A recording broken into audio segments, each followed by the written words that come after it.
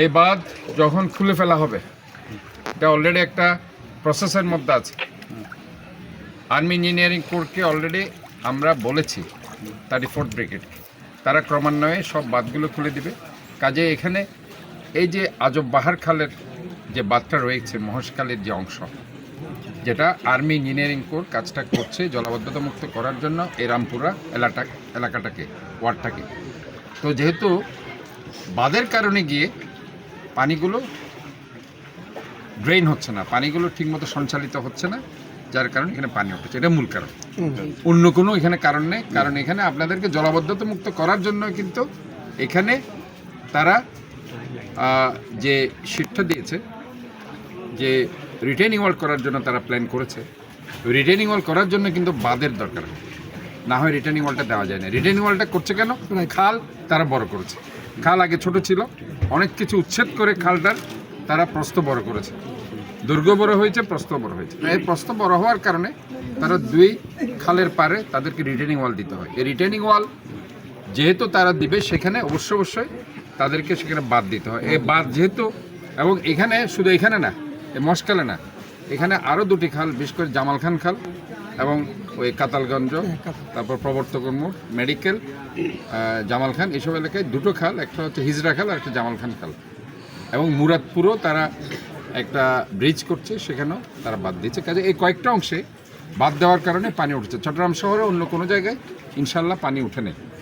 শুধু কাজ করার কারণে জলাবদ্ধতা মুক্ত নগরী উপহার দেওয়ার জন্য, যেহেতু আমরা তাদেরকে কাজগুলো এই যে সমন্বিতভাবে চট্টগ্রাম উন্নয়ন কর্তৃপক্ষের অধীনে আর্মি ইঞ্জিনিয়ারিং কোর্টকে কাজটা দেওয়া হয়েছিল, যার কারণে এটা হয়েছে। ইনশাআল্লাহ এই বাঁধ খুলে দেওয়ার সিদ্ধান্ত হয়েছে। আমি আজকে এখানে আসার মূল কারণ হচ্ছে আপনাদেরকে আশাবাদ ব্যক্ত করছি, অত্যন্ত স্বল্প সময়ের মধ্যে এই বাঁধ ওনারা খুলে দেবে। খুলে দিয়ে এই খালের কাজটা ওনারা ডিসেম্বরের পরে, নভেম্বর ডিসেম্বরের পরে যখন বর্ষাকাল চলে যাবে, বর্ষার পরে তারা আবার কাজটা ধরবে।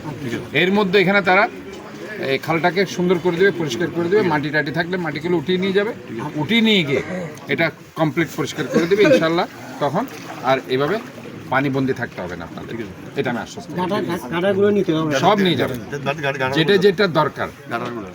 যেটা দরকার এরা সব নিয়ে যাবে, যেভাবে আপনারা স্বস্তিদায়ক অবস্থা থাকেন। যেহেতু বর্ষাকাল এখন শুরু হয়নি, বর্ষা শুরু হবে এই মে মাসের শেষে অথবা জুনের প্রথম থেকে, এবং সেটা 5 থেকে 6 মাস বর্ষাকাল হয় চট্টগ্রামে, গতবারে আমরা দেখেছি। কাজে এই পুরো বর্ষাকাল যাতে আপনারা স্বস্তিতে থাকতে পারেন, আরামদায়ক অবস্থা থাকতে পারেন, চট্টগ্রামের মেয়র হিসাবে নয়, নগর সেবক হিসেবে এটা আমার দায়িত্ব।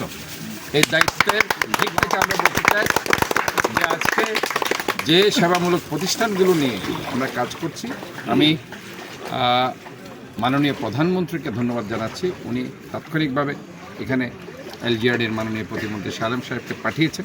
পাঠানোর কারণে একটি দ্রুত কমিটি হয়েছে, যে কমিটিতে আমাকে আহ্বায়ক করা হয়েছে। অন্যান্য সেবা প্রদানকারী সংস্থার ওনারা সেখানে আছে।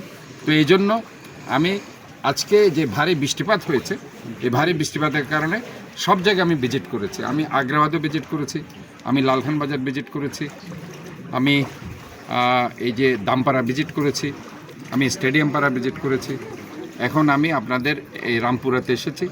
রামপুরা থেকে যেখানে আর 2টা খাল, হিজরা খাল, জামাল খান খালের কাজ চলছে, সেখানে আমি যাচ্ছি।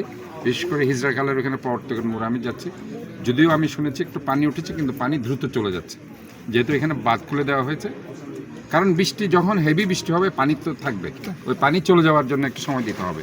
এখানে আপনাদের এখানে এখনো বাঁধটা খোলা হয়নি, ওই বাঁধটা খুলে তারা ক্লিন করে দেওয়ার পরে ইনশাল্লাহ এখানে পানি উঠবে।